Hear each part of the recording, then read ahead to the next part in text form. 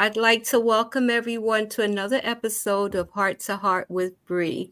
And tonight's guest is my dear friend and sister, Karen Holgate Morgan. Karen, would you please introduce yourself to the viewers? Oh, hello, beautiful viewers. It's been a while since I've come on Facebook.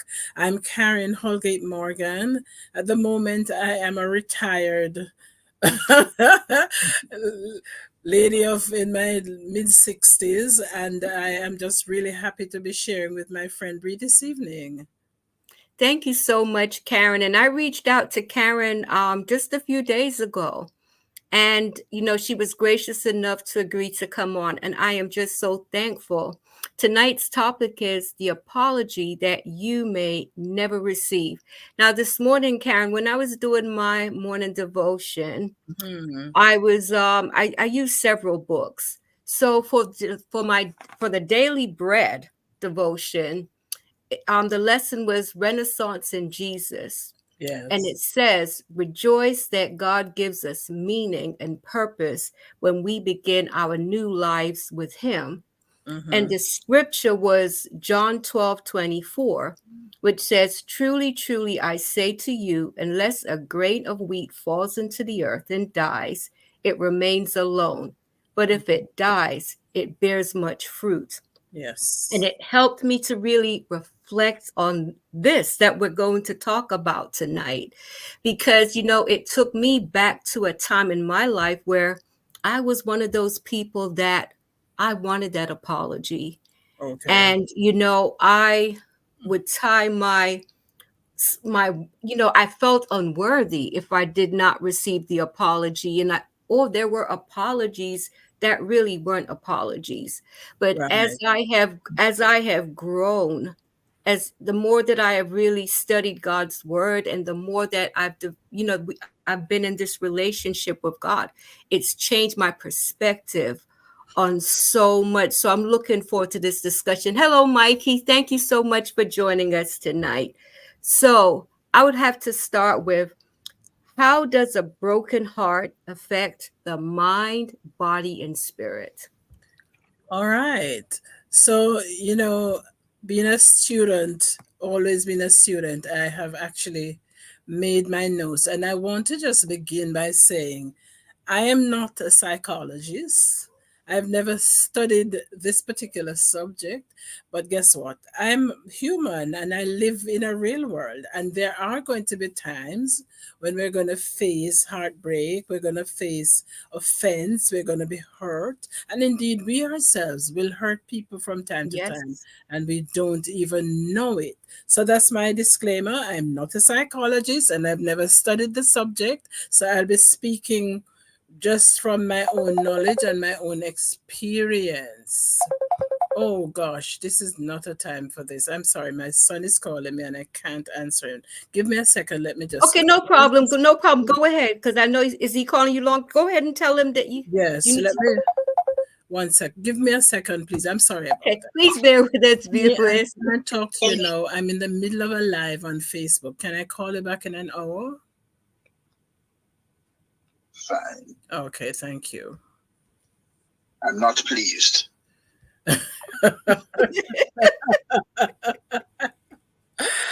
That's my baby for you. He's not pleased. I will sort him out.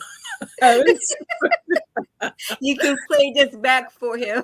I will sort him out. I wish he would join me. I didn't even tell him about this because perhaps he would want to Okay. listen. Never mind. Anyway, so we are trying to answer the first question. How does a broken heart affect mind, body, and spirit?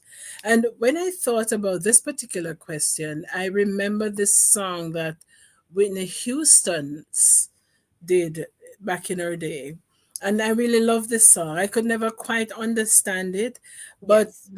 the words that always repeated in my heart says, where do broken hearts go? Can they find their way home? Back to the Yes. open arms of a love that they once knew. And if somebody loves you, don't they always love Always. you?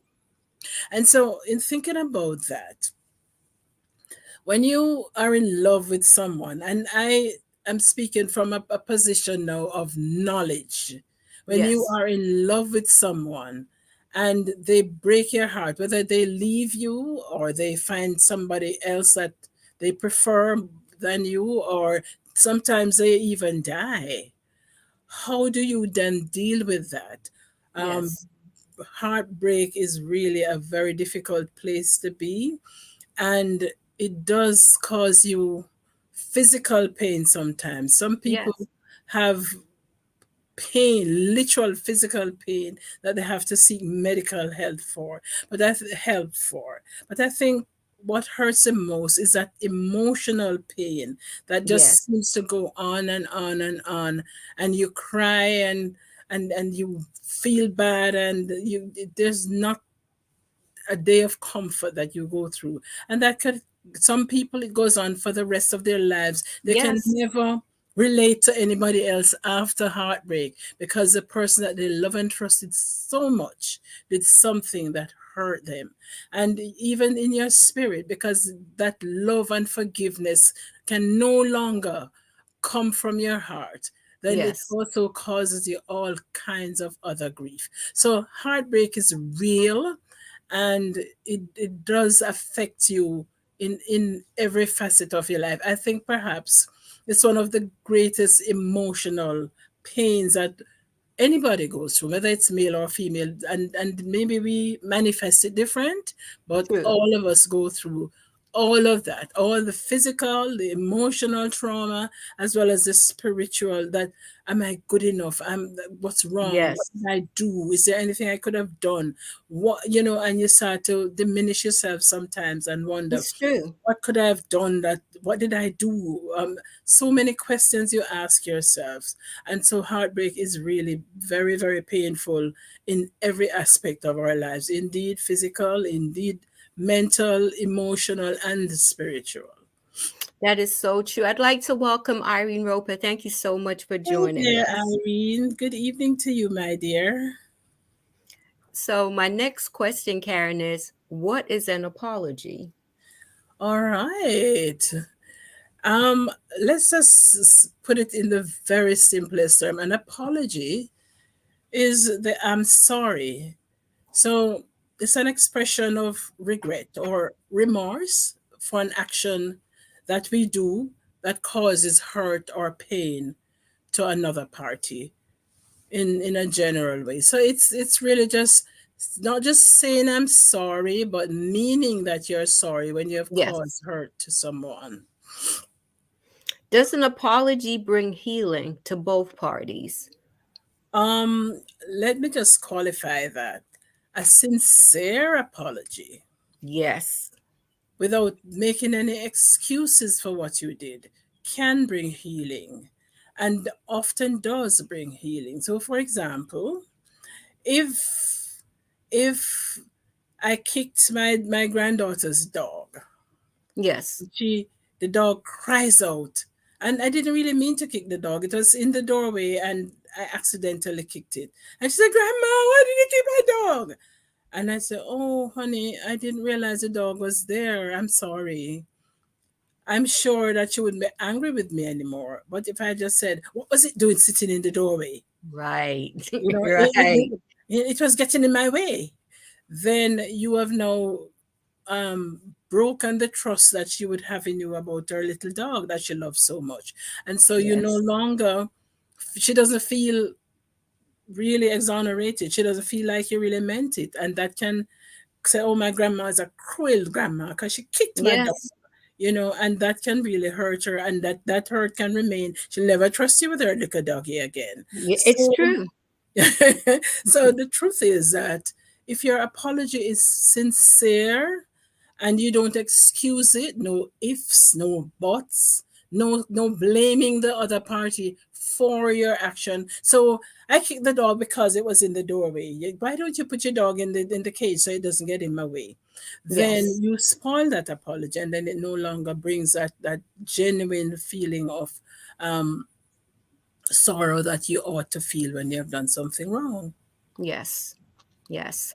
I'd like to welcome Totlin, and I'd also like to welcome Claudia. Thank you so much, ladies, Hey, for you joining us guys. Hi, tonight. Courtland. Hi, Claudia. Welcome this Yeah. evening.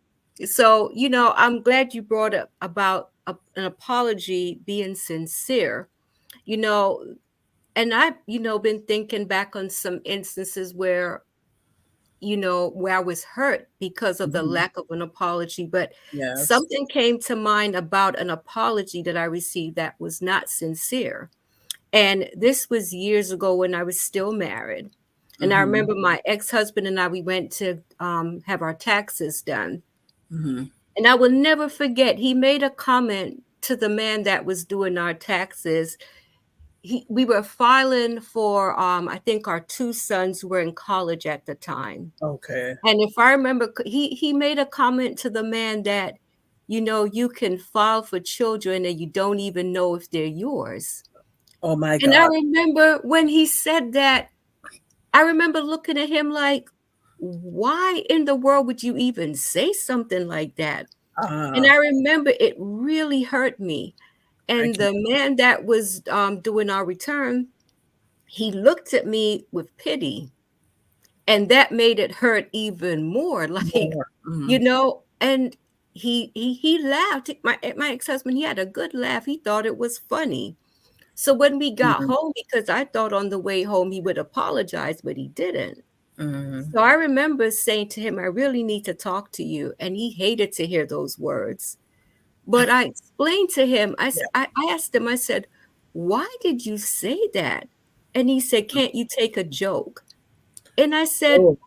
but I said to him, how could something like that be a joke? I mean, I Mm. was really hurt about it.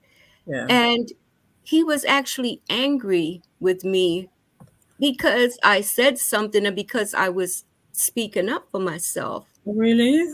And he was like, "Okay, if you want me to say I'm sorry," basically it was like that, like throwing Mhm. it back on me, like, why did you even make me apologize, or why did you even question me when it was just a joke? So, it was very, very, very painful. And I remember thinking I would have preferred if he didn't even say I'm sorry, because it wasn't sincere. You're right. It left me feeling worse, but I remember that day feeling like so unworthy. I look back at that woman now, I don't even know who she is because, but I'm in a totally different place now. But Yes. I just remember feeling so hurt. So, hi, Joan. Thank you for joining us. You know, I bring that up because, and you can tell me if I'm wrong, but I think there are people out there who simply like to hurt others, or they like to hold their emotions in their hands like a toy to play with. What do you think about that? Um, Bree, I don't know if I could I get violent when somebody does something like that to me. I'm to be really honest with you, Yeah, and I would probably feel like I'd want to punch him in the cheek because yeah, the truth is, in my mind, I'm thinking, is this man really thinking that perhaps these children are not his? Why would he say something like that? right. And what I know about men from my own relationship with my family is that sometimes they will say these things because they're thinking about them. Yes, They know it's not true, but it's like they're testing you to see. yes, I wonder if, and I think that comes from a place of insecurity on his I part agree. or a lack of trust. But Yes, it's shameful because when you're married, well, I believe when you're married to someone, one of the things that's really important is for you to have trust between you. And if he had something that he was worried about, I would have preferred if he would have said, Karen, I have had these thoughts in my mind. Let us talk about it. And let us talk yes, about it. Why yes. would you think that? Why would you, what happened? Why your And trust has gone down the tubes? Instead of exactly, embarrassing me in front of the tax man and to ask a exactly. question like that, that really hits Exactly. home. I will never forget that day. And I'd like to welcome my mom. Thank you so much for joining Yay! us, mommy. Hi, And mommy. Claudia is saying, I haven't seen Karen in a long time. Good to see you, Karen. That's from What Claudia. is this? Claudia Roper Barrett. Oh, hello, Claudia. It's been a long time. And my cousin Marcia just tuned in. Thank you so much for joining us, Marcia. And I love you too, cuz I really do.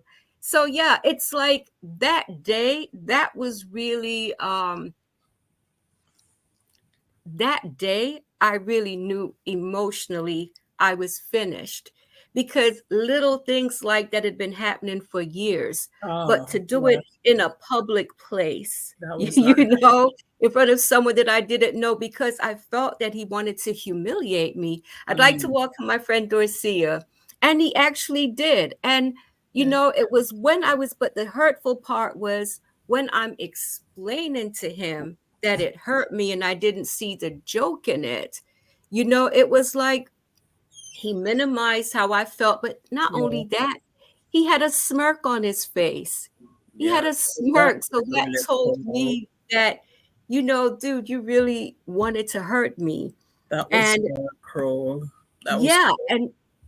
and it really hurt. So, as time has gone on in life, and I've grown over the past few years.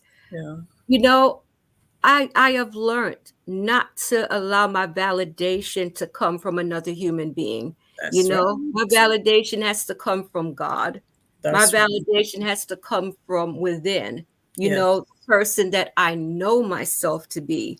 Yes. I can't see myself allowing anyone to minimize me in that way anymore. But that took a lot of growth on my part. I went through therapy. I stayed in the Word of God. I watched a lot of videos that Yeah. really were uplifted and helped me to see myself in a whole new way. So that was a turning point for me. Awesome. So I will ask you this question, Karen. Should an apology be expected? Aha. Now there is a big question.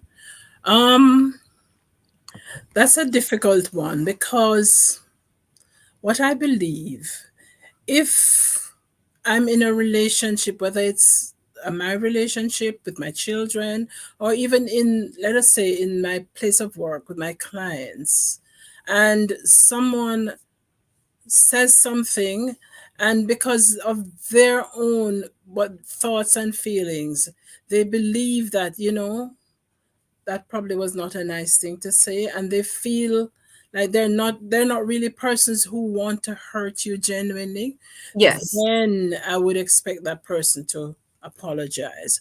But what I know is that people can be cruel, and Yes. sometimes people will say things that because they deliberately want to hurt your feelings. I Yes. don't expect an apology from such a person, although in certain circumstances you can probably demand it, depending on the relationship with you and the person. I say, you really hurt me in those circumstances, and I don't believe that you're such a terrible person, so I'd expect you to make amends, to improve the relationship between us.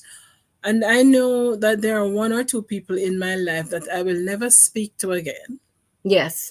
because they've done stuff that really deeply hurt, and never, never, never even, and they know they hurt you, but they never felt um remorse about it, Right. and never felt that it was necessary to apologize. And so I don't want a relationship with people like that. So I'm gonna say you can't always expect an I apology. agree.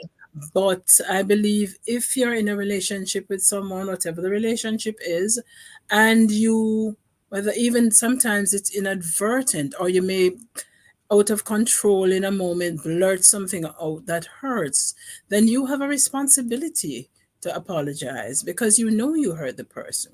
And even more so, if the offended party says to you, that thing that you said really hurt my feelings, Yes. then the offending party has a responsibility to their friend, to the relationship, to say genuinely, not just to say sorry, sorry, sorry, and then excuse it, but genuinely to apologize and to make amend for causing hurt to someone. Yes. Yes. Claudia responded here. She said, "How are you?" She says, "I'm Margaret, Carol Roberts' cousin. Good to see you." Okay, Yeah. hi. Yeah. So let me ask you this. Is it ever okay not to accept an apology? That's a big one. That's a good one. um, that's gonna test you really deeply. But what I learned from this psychologist that I was listening to, that book that we were Yes. talking about earlier, she says you are not obliged to accept an apology if indeed you don't feel like the hurt that you have encountered from the person's action is really amended for. So, for example, she gave this example where a client came to her whose husband had slept with her best friend. And the man was genuinely sorry, and they spoke about it. And after much therapy and much talking to each other, he eventually said, I really regret having done it, and I will never do it again. Yes. And over time, working through with all of the therapies and so on, she did, eventually he asked her, "Do you forgive me for the affair?" And she looked at him and she said, 90%. Said, "I forgive you for the affair, but I will never forgive you for bringing that woman into our marital home and sleeping with her in our bed." Whew. And the psychologist said, that's acceptable. That's okay, because she was honest with him, and they were still Yes. able to work out their marriage and continue, and she still loved him and all of that. But that part of it hurt her too much. She couldn't let it go. And she Yes. told him, "I cannot forgive you for that part." So I'm saying that to say we can forgive to a point, but that's as how much as we who is offended can deal with, can handle. So, and being honest and just say it. I Yes. never, I can't get that part out of my head, and I can, Yes. therefore we're not going to deal with that part of it. So yeah. Claudia has a question here. She Mhm. says, "I've said things to people that I genuinely mean, and I will not apologize for it. Do you think if you mean it and they hurt you, do you think an apology is in place?" That's tough. So no, okay. So I like to think of me, Karen, as being a very frank person. So Yes. in my work, there like we're in a meeting and we're discussing a particular subject, and I know that how I feel about the particular subject is not going to go down well with my boss. Yes. So I try to coach it as respectfully as I can. And I say, Yes. this particular thing I do not believe is right. And I'm not going to apologize for it, for this is how I feel about it. I am not hurting anyone, but I'm telling my truth.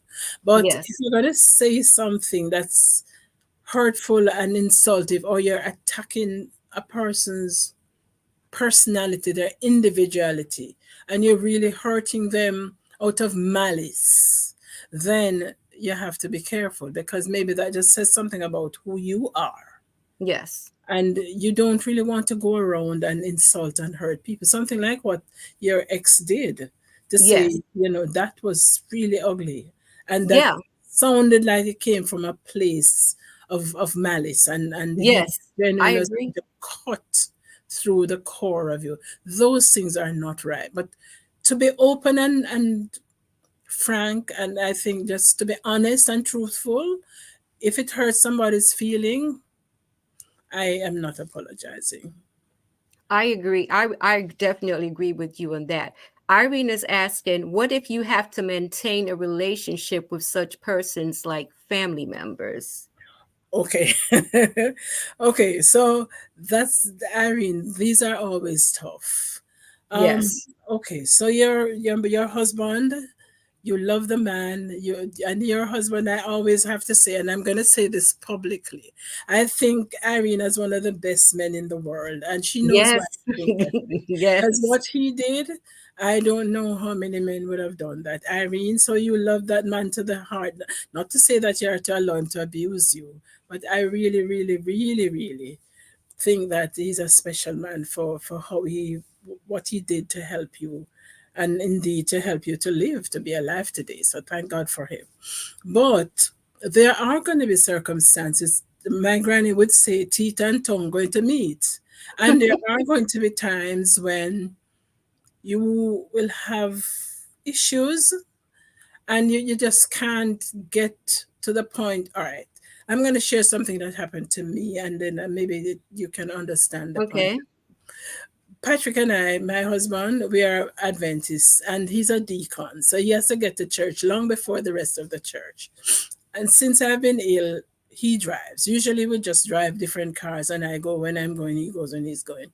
And this particular Sabbath morning, this Friday night, he said to me, I have to reach by a certain time. So I said, yes, I will get up early and make sure that I'm ready so we can leave, so you can get to church when you need to go. And on the morning in question, I was ready in time, and then I had to run back to the bathroom. And when I stepped back out the door, he met me with aggression. And then I said, hold on, what's going on here? And so he raised his voice at me, and I just went a pitch higher. And he was really very offended because he said how I shouted at him so that the whole neighborhood could hear. I said, but Yeah. you started the shouting. And I Mhm. refused to apologize. And that stretched into another whole long, not because he's going to punish me, no, because I embarrassed him and I didn't apologize. And when we Right. sat down to talk about it, we had to work it out to say, look, I wasn't wrong. You were wrong. I apologize for making, maybe shouldn't have been so loud, but I'm not apologizing for what I said. Right. Right. So I believe, Irene, that in our families, this is your husband. You're gonna have to live with him. Tomorrow you have to wake up with him. You're still gonna have to depend on him for whatever, or and vice versa. So I believe that in those circumstances, there's got to be a way. We got to meet at a point and agree on, how to, and it's not as if you wanted to cause this distress and pain.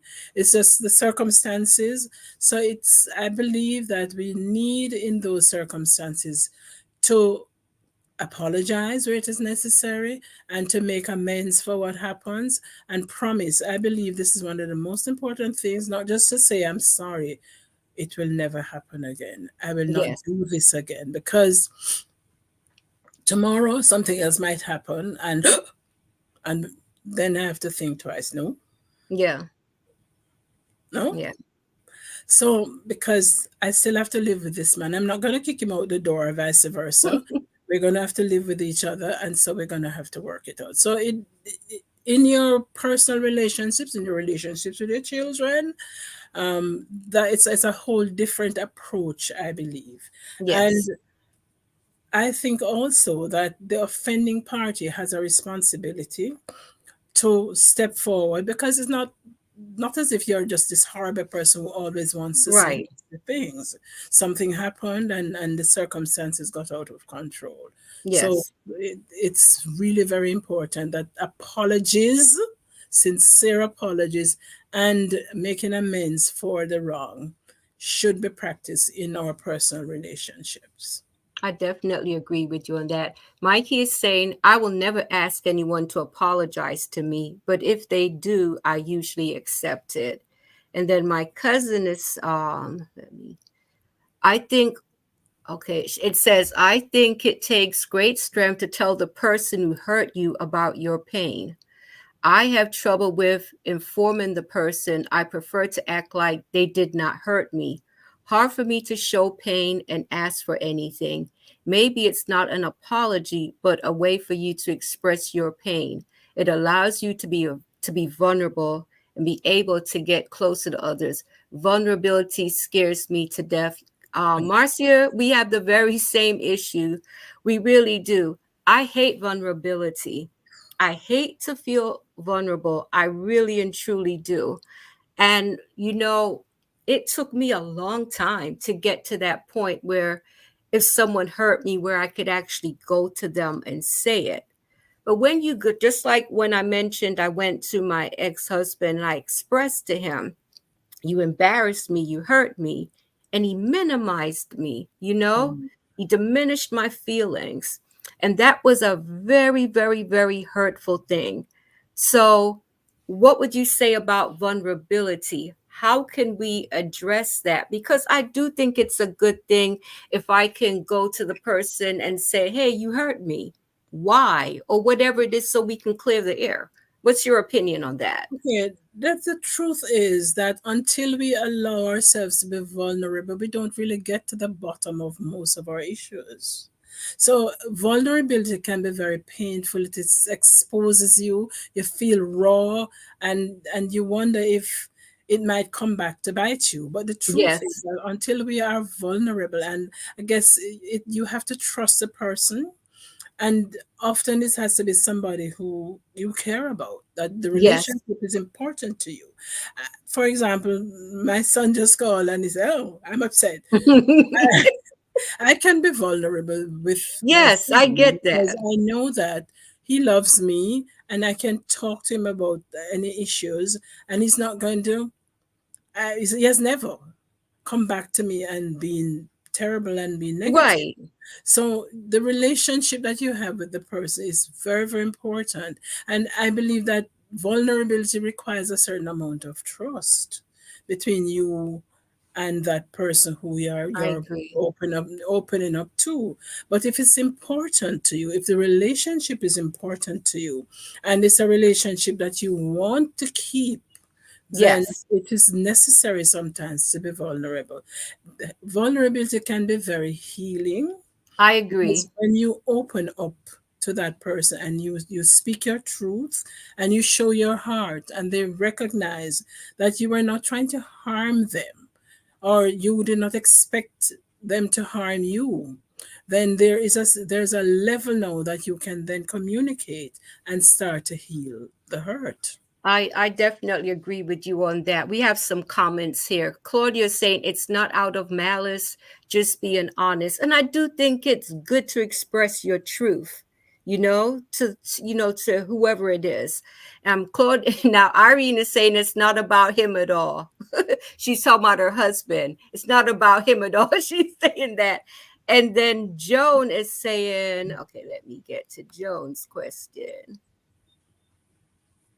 Please bear with me, guys. I'm getting quite a few questions here. Mhm. Okay. Joan says here, it's not all okay. Show me that there are new comments. Okay, please bear with me. Now it's going back up. Okay, Jones saying an unpopular belief is that vulnerability shows weakness, but it shows strength.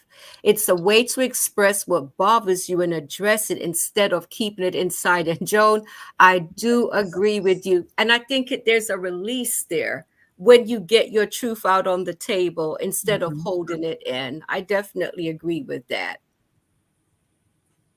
Yeah. We have a couple more comments here. Jan Okay. Holness Wilson is saying, I will apologize if I'm sorry, not if you get your feelings hurt. I'm not a pastry chef. I don't sugarcoat. Okay, Jan. When I speak my truth, you get hurt. Perhaps you need to be asking yourself many questions. I'm really anti the way we're programmed to say sorry to people when we weren't. It's like, yeah, growing up, I guess we grew up during a time, during a different time. So Mhm. yeah, I definitely get what's your opinion on that? Okay, so let me understand what Hollis is saying. You're saying you're only going to say sorry if you're indeed sorry for what you said, whether it Right. hurts a person or not. if you say something and it happens to hurt, you're not going to be vulnerable, because not going to apologize. Is that what you mean? What she's saying is that if she's speaking her truth and your feelings are hurt, then Right. maybe you need to question why your feelings are hurt, you know? Okay. So what I think is that if the relationship matters and the person expresses that, oh, that thing that you said, it might be your truth, but you did hurt my feelings, then that's a point that you can talk about this stuff. You can discuss Right, it and come to an understanding and a conclusion that you may not apologize, but at least the person will understand where you're coming from. And it may right. be that there is some truth in there that you need also to express to the particular individual, whether it's your spouse or whomever, so you can come to a common understanding of where you both are. And I think often that is what brings hurt, when the person says something and they mean to say it because it is an issue, but you have not discussed it, you have not expressed it, and so they're Yes. not on the same page with you. So that is where vulnerability now comes in, because then you can be vulnerable and say, this is particularly what is going on in my mind. That's what I'm thinking about. This is how I'm feeling about this. And then you can discuss it and come to a common understanding. And Joan said, Jan, she says here, yes, I'm not responsible for your feelings. no, but but not that you're responsible for how the other person feels, but if you cause them to feel any negative emotion and that's going to affect the relationship between the two of you, then you have a responsibility there. As I said at the beginning, if it's somebody that you don't care about or you don't care how they feel, perhaps it's neither here nor there. But Right. and it also reflects on who we are too, because if you're not somebody who like to hurt people's feelings, then you probably will be less careful about what you say. But if you care about how other people feel, not just about themselves, but about you and about the relationship, then you might think about it differently. Yeah, I do think it's how we choose to communicate and Yeah. it's how but I do think we should be allowed to say what we're feeling and be Yes. honest And be about it, honest. because if we're not, then it just builds up. So, Marcia is saying sometimes it's not the subject that's the problem, but how it was expressed. And Mm. I definitely agree with you on that. Joan also says here, emotional intelligence allows you to say what you want to say in kindness. And I'm glad you brought up emotional intelligence, because it took me a long time to get to that point, not to have the emotional outburst, but to be able to articulate what I'm feeling in a Yes. rational way, if that makes Yes. sense. Yes. And emotional intelligence doesn't mean that you're not going to feel hurt, but it's Of just how you course. process it. Yes. Because you have to be mature, and you have to also be considerate of the other person's thoughts and feeling and where they are in terms of their own mentality as well. Yes, definitely, definitely. I have to ask you this question, Karen. There are many people who find it hard to move on with their lives because Hmm. they never received an apology. Let's talk about that. Wow, You have, that's like, you can have, for instance, a person who was brokenhearted. The ex moved on with someone else, living their best life, and this person doesn't move on. They remain stagnant. It's like they rob themselves of new relationships, things, having a life, because they're pining over someone that's not even thinking twice about them. that's heavy stuff. Yeah. That's heavy stuff. Um, so I have my own thoughts about that, and Okay. when I talk from my own experience, and I will share some personal things. I guess the best thing you can talk about is what has happened to you. In Yes. my early 20s, I was in this relationship with this man that I was in love with him to the hilt, and I was crazy about him. But he didn't feel the same way about me, and I did not know that until many years later. Right? So when he started doing stuff maybe not saying stuff, but doing stuff that was Yes. hurting me. I couldn't even talk to him about it because he just was very blasé. What do you Yeah. do with that? It can really have a toll on you. And it took me a long time after I finally decided that this was not the relationship for me. And Yes. I mean, I went through physical harm, bloodied brain, all kinds of madness. And it took Yes. me a long time to get to a place where I don't think I've forgiven him. I think he died. He went to his grave, and I never forgave it. In fact, I, for a long time, had this idea that this bitch died because God wanted him out of my life because he was so cruel and unkind. How do we deal with that? How do you process that? And I couldn't go and ask for an explanation because he's dead. Yes. What do I do with that? So sometimes things will happen to us in our lives that we are never going to be able to resolve. And I think this is where professional help sometimes has got to be the way to go, because on my own, I may never be able to resolve these things. But Yes. there are professionals who have been trained to, first of all, allow you to see yourself as in a third person kind of way, to look at the circumstances, to look at how you feel about it, to look at what you thought about it, why you went through all the mess that you did, and even do, sometimes it requires medical and physical help to actually Yes. get you to a point where you can continue to live your life and to love yourself again. So it is a very, very tough place to be. It is very difficult. Very.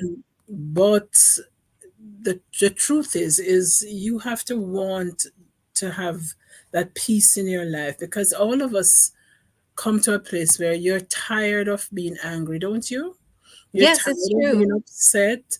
You want the peace that you once knew in your life. But this thing just continues to egg at you, to annoy you. You go to your bed and you can't sleep well.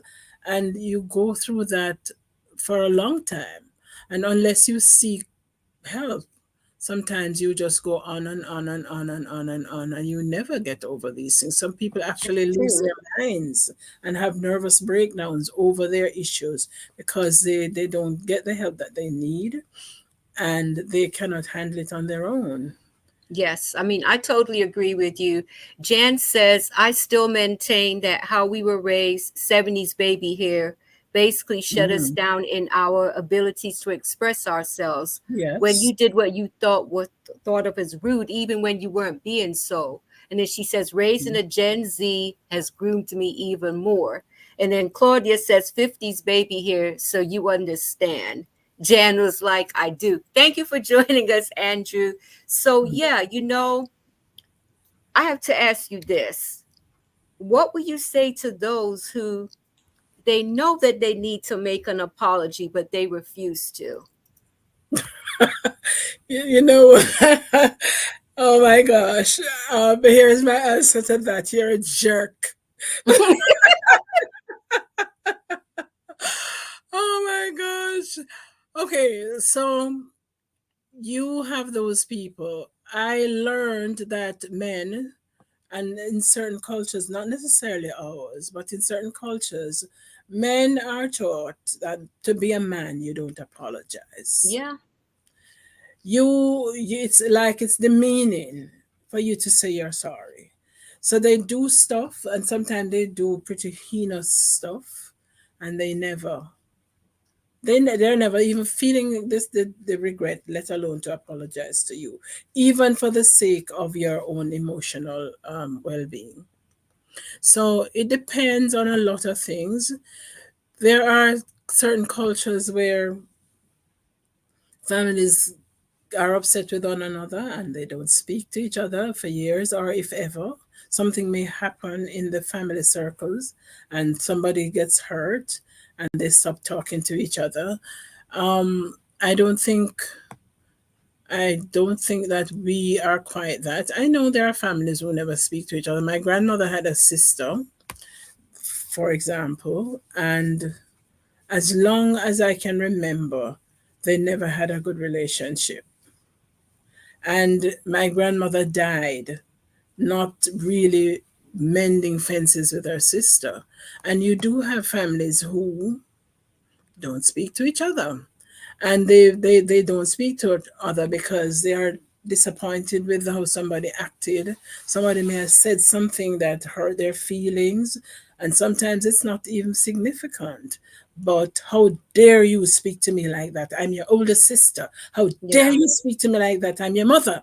How dare you? And you lose your self expression in certain families because if you say this or that, they're going to be upset with you and they may never speak to you again. I've known families who have sent back Christmas cards to other family Wow. members for years. I don't want anything from you. I don't want to hear from you. That is And so sad. we have those persons who have that level of malice. Is that what you call it? Yes. It's probably worse than malice. It's a coldness in their Yes. relationship and their expectations of each other.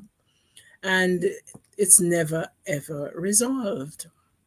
And I think that is sad. My cousin, she has a couple comments here where she talks about her late father who was Mhm. very cruel to her, Yeah, and then she says like her heart is not hardened, but she said her heart is a little hardened, but she's not angry. And I can relate to my cousin on this issue. I loved my dad, but there were some things that he did that I felt were very cold and heartbreaking. And when he died, I had to make up my mind that I would allow myself to heal. Because if I didn't, I told myself I might as well jump in his grave with him well, because I'd be tied to him in misery for the rest for the of my rest of life. And yeah, I did not want that. But yes, I will admit there is that part of me that sometimes there's that conversation that I wish we would have had. I am glad for the conversation. Well, it wasn't really a conversation before he died, but I do believe the Lord gave me some closure. But yeah, I do wish he would have admitted to certain things and right. acknowledged the hurt. I think that would have really been healing, but it's like we have to find healing in our own way. So, what would you say to someone like myself and my cousin? You know, I don't know if you would want to call it daddy issues, but our fathers have passed away and there's healing that, we would like to take place. Oh well, let me just add my quota to that, Bree. My relationship with my dad, to a very large degree, was a good one. He was a good Yes. father. He was very kind, and unlike my mom, who beat the hell out of us, my dad never put his hand on us and whip us or Wow. anything like that. He was just that guy. He was just very easygoing, very kind. But what I never forgave my father, and I only knew that after he died. When my dad died, is the first time my mother told me what the relationship was like between them. My parents weren't married Yes. to each other. My dad left my mom when I was only 3 years old. And he married someone else and he remained married to her for the rest of his life until his death. And it's only after his death my mom told, well, she cried for the first time I had ever seen my mom cry about anything to do with my dad. And that is when she told me what she went through with him and what caused the whole breakup of the relationship. And I believe my father was very stubborn because he owed my mom an explanation of his behavior and an apology that never came. Yes. And the relationship went south. And they only spoke to each other with things related to me. They never had much of any relation. My father tried, but my mother would not have it. She never forgave him. She would not have it. And it hurt. I was confused in the middle of all of it because I thought my Yes. dad was a great guy. And when she told me the hurt that she went through with him, it took me a long time to process that. And I would want to ask my dad, why? Why didn't you apologize to my mom? Why didn't you give her the reason why you were acting the way you were acting? Why didn't you help her to understand what it Yes. is that your thought process was? And I just think that he was a coward. And I've concluded that it was just out of cowardice. He Yes. probably didn't know how to hurt her, but he was hurting her anyway, Yes. but he just didn't. And sometimes that's what it is. It's a cultural thing. I It's agree. men are not trained or taught to express their feelings. Yes. They feel it, they experience it, but they're not gonna say it. Or this woman, I mean, tell this woman that I'm hurt, Yes. and so women tend to be more expressive of how we feel. Men, our men, not all men, but our men tend to pull back on how they act when they're actually experiencing Yes. emotional pain, and that carries on through generations, and that's what my family went through. And how do you can't ask him, because I didn't know what my mom went through, so I couldn't speak to my dad about it.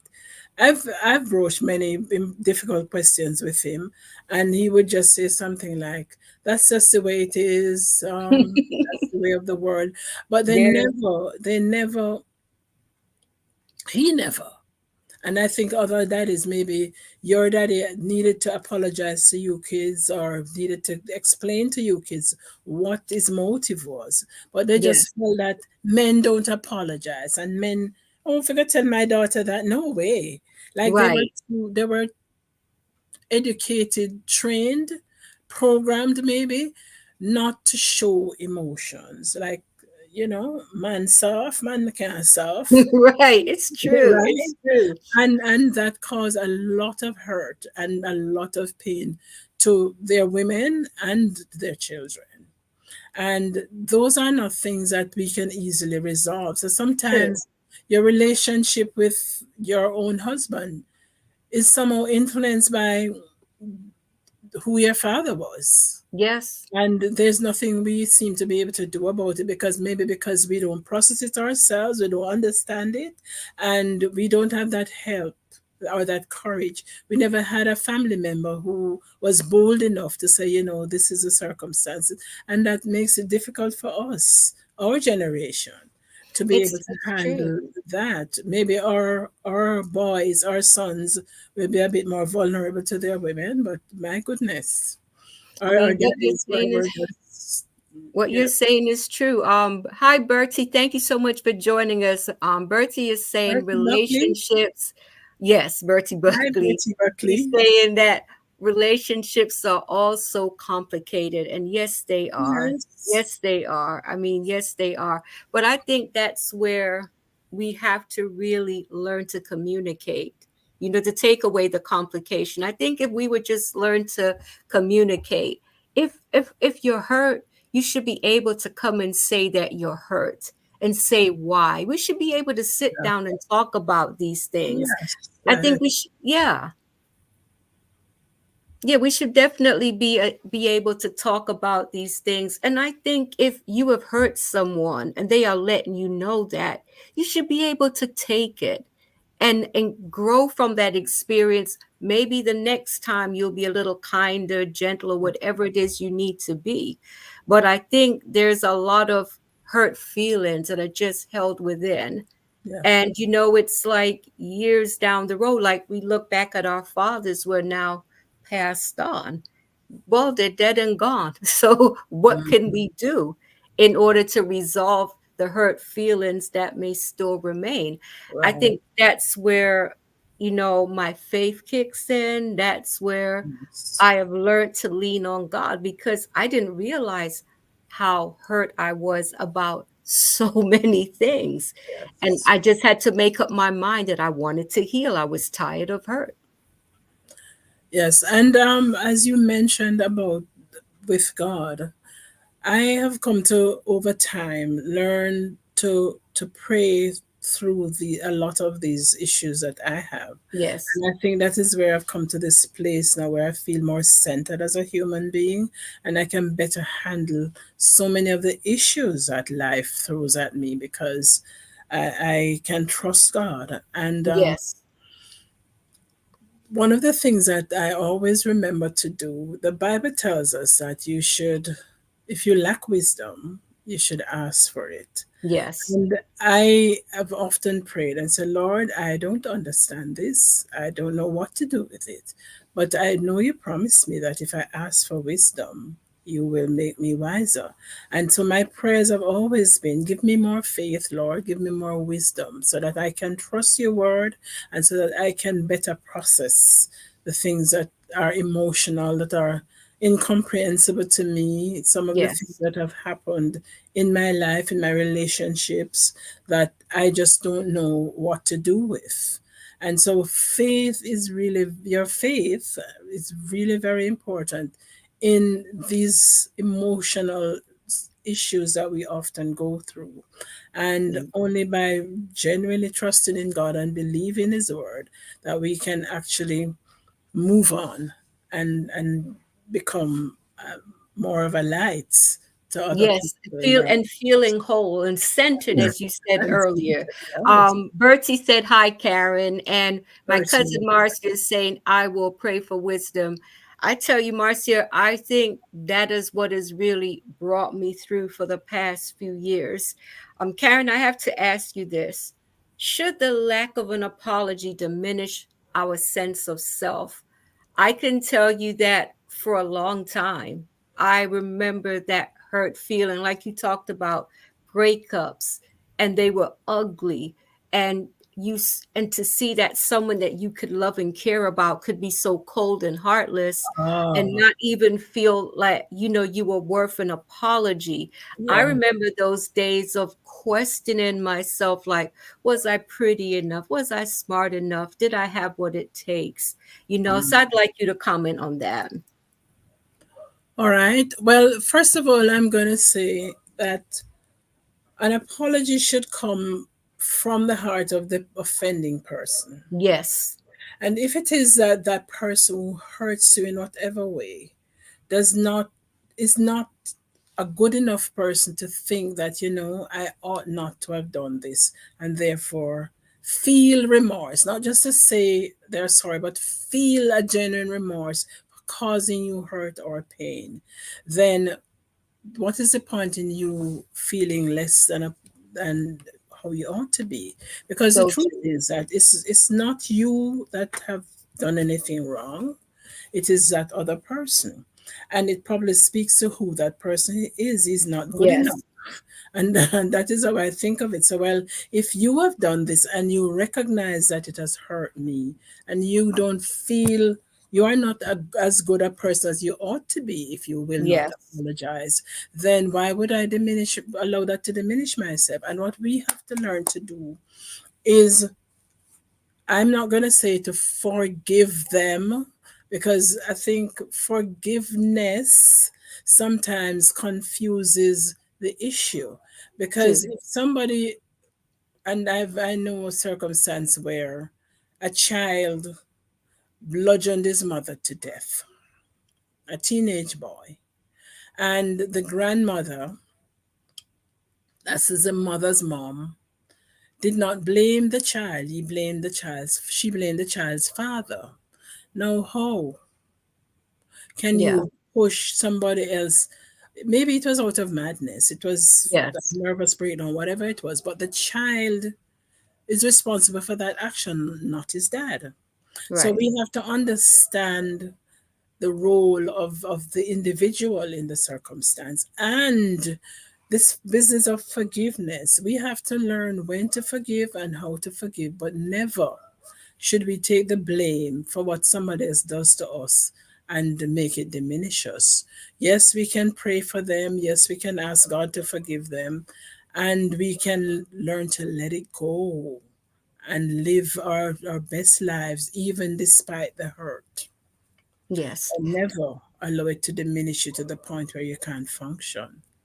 I agree with you on that, Karen. I have to ask you this.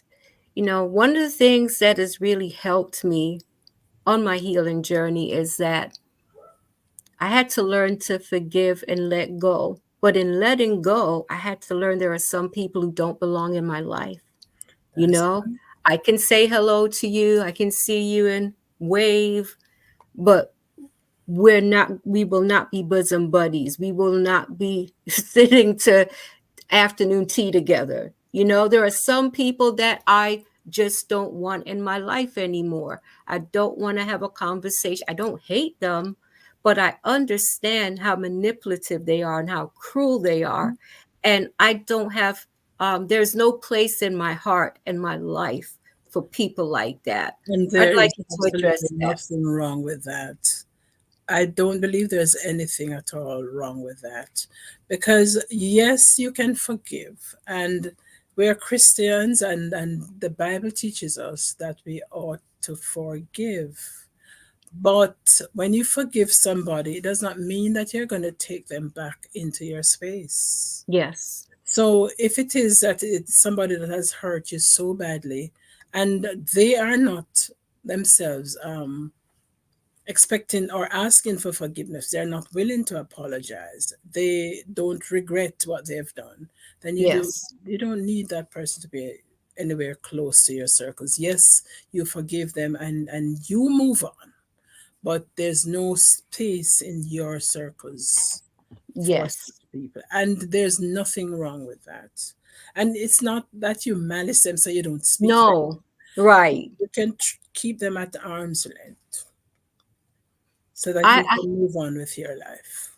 And I think that is so important because, the older you get, you realize that, when I was a kid, it seemed that time just dragged on. And the older you get, it's like time just flies by. It's like we'll be going into April soon. We don't have time to waste. Right. So I wanted to do this show tonight because I know there are so many people out there who are hurting, for this very issue. And I wanted to do this episode to encourage others to learn to, you know, love yourself enough to want healing and move on with your life, to live your best life. And I would like you to give your closing thoughts, Cam, but I'd like to read this. This was in one of my devotions that I read this morning, and I wanted to share it. This is a time in your life when you must learn to let go of loved ones, of possessions, of control. In order to let go of something that is precious to you, you need to rest in my presence where you are complete. Take time to bask in the light of my love. As you relax more and more, your grasping hand gradually opens up, releasing your prized possession into my care. You can feel secure even in the midst of cataclysmic changes through awareness of my continual presence. The one who never leaves you is the same one who never changes. I am the same yesterday, today, and forever. As you release more and more things into my care, remember that I never let go of your hand. Herein lies your security, which no one and no circumstance can take from you. Well, that's And that sounds is like the end of the and that is, I had to learn to lean on God. yeah. What I was searching for in relationships, I could only find it in God. And it took me a long time to get to that point. I feel angry at myself sometimes when I think of the wasted time, the wasted Mhm. energy on things that really weren't that important. At the time they seemed to be, Yeah. but I think of that's time I could have invested in myself Yeah. when things that really mattered. So I am hoping that those who tuned in tonight feel a sense of encouragement. And Karen, I have to thank you so much because this was pretty much a last minute Yeah. thing. And you so graciously agreed to do it. And I tell you, I learned a lot tonight. What are your closing thoughts? Well, first of all, let me thank you, Bree, for having brought me into this discussion because it gives me the opportunity to actually do some reading and research myself, which has helped me to think about how I treat apologies and forgiveness. So, my closing thought is a very simple one. I am sorry, sincere and heartfelt can be one of the best things you do when you hurt somebody. It's one of Yes. the happiest things that you can do. Genuinely mean it, not just to frivolously say it. And the thought that often comes to my head when I think about saying I'm sorry is the admonition that we've been given by Paul. He says, be ye kind one to another, Yes. tender-hearted, Yes. forgiving one another, even as God, for Christ's sake, has forgiven us. And Yes. those are my final thoughts. And I thank you for the opportunity. Thank you to all of your guests, all our lovely friends from our great Titchfield who have joined us Yes. this evening.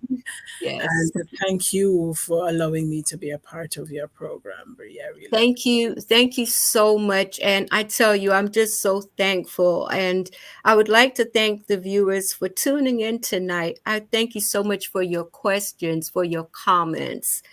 I mean, this show meant a lot to me. And, I'm just so thankful for everyone that tuned in tonight. I wish everyone a blessed week. Andrew Green will be back next week. So take care, everyone. And for those who are viewing, if you ever want to be a guest, reach out. Let me know the topic that you're interested in doing. Thank you so much, everyone. Good night and God bless. good night, everyone.